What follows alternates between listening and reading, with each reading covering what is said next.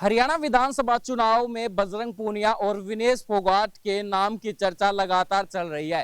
कांग्रेस उन्हें चुनाव के लिए ऑफर कर चुकी है और कहीं ना कहीं कांग्रेस में शामिल होने की बातें विनेश फोगाट की और बजरंग पूनिया की चल रही है। वो अपनी नौकरी से भी इस्तीफा देने वाले हैं, ऐसा जो सूत्रों के हिसाब से खबर मिल रही है। लेकिन जिस प्रकार से बजरंग पूनिया और विनेश फोगाट केसी वेणुगोपाल के आवास पर पहुंचे थे, तस्वीरें आप देख पा रहे होंगे, और उन्होंने यहां पर मुलाकात की और इस मुलाकात में और जो बैठक हुई है वो भी सामने आई है कि क्या कुछ रहने वाला है।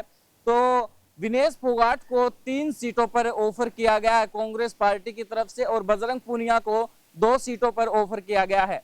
विनेश फोगाट को बाडरा से ऑफर किया गया है, इसके साथ ही दादरी से और जुलाना से ऑफर किया गया है। लेकिन विनेश फोगाट बाडरा से चुनाव लड़ सकती है और कहीं ना कहीं जुलाना से भी चुनाव लड़ सकती है या फिर अपने परिवार के किसी सदस्य को वहां पर उतार सकती है। लेकिन खबरें यही है कि विनेश फोगाट खुद चुनाव लड़ेंगी, तो उनको तय करना है कि वो कहां से लड़ेंगी। दादरी से इसलिए मना कर रहे हैं क्योंकि दादरी से पिछली बार उनकी चचेरी बहन बबीता फोगाट ने चुनाव दादरी से लड़ा था, लेकिन वो हार चुकी थी। अब की बार फिर से बबीता फोगाट मैदान में है, तो बहन बहन आमने सामने ना हो, इसके लिए वो दादरी से चुनाव नहीं लड़ना चाहती। इसके साथ ही बजरंग पूनिया को 2 सीटों पर ऑफर हुआ है और वो 2 सीटें हैं बादली और राई। बादली जो उनका हल्का पड़ता है बजरंग पूनिया का, लेकिन वहां पर जो कांग्रेस के एमएलए हैं कुलदीप वत्स, उनकी टिकट भी कहीं ना कहीं पक्की मानी जा रही है, लेकिन कांग्रेस ने ऑफर जरूर किया है।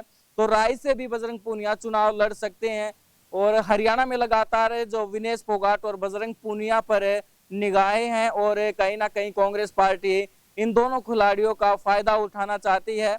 और जो खिलाड़ियों का मुद्दा था, चाहे विनेश फोगाट ने जब आंदोलन पर बैठी तो कांग्रेस पार्टी ने भरपूर समर्थन किया था, लेकिन अब क्या विनेश फोगाट और बजरंग पूनिया राजनीति में आएंगे, ये उनका फैसला रहने वाला है। बजरंग पूनिया निश्चित तौर पर कह सकते हैं कि वो इस राजनीति की दौड़ में अब आगे आने वाले हैं। विनेश फोगाट क्या कुछ फैसला लेती है, क्या वो इन जो ऑफर की गई सीटों को लेती है या फिर कुछ और फैसला लेती है, तो देखने वाली बात रहेगी। लेकिन हरियाणा में अगर ये 2 बड़े चेहरे सपोर्ट्स के चुनाव लड़ते हैं तो कहीं ना कहीं कांग्रेस को काफी फायदा होने वाला है। और ये दोनों वो खिलाड़ी हैं जिन्होंने आंदोलन में सुर्खियां बटोरी थी। अब जब विनेश फोगाट ओलंपिक खेल में बाहर हो गई थी तो भी काफी सिंपैथी विनेश फोगाट को मिली थी।